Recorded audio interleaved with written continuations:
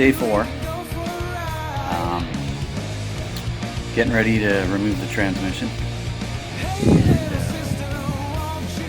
Yeah, it's not going so well. Everything's so rusty.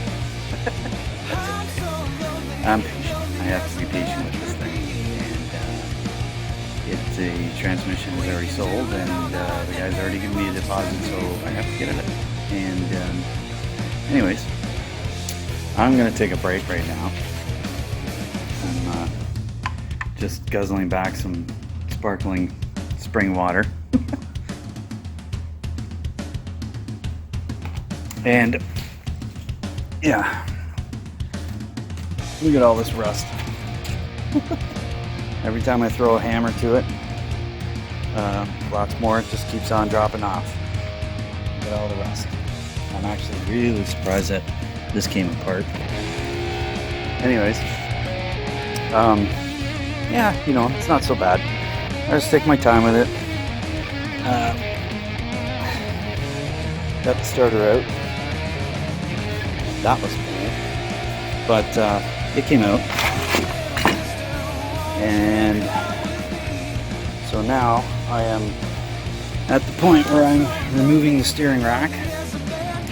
So that, because I want to keep it, actually, it's in really good shape. And it has to come out of the way anyways, because to drop the tranny, it's just easier. And I want to keep it, so it makes sense, right?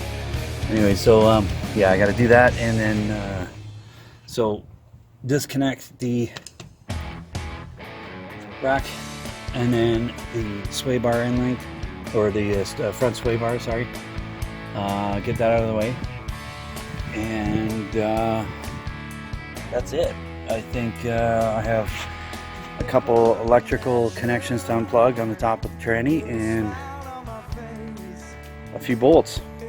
That's all there is. And then hopefully she'll just slide right out. Yeah, right.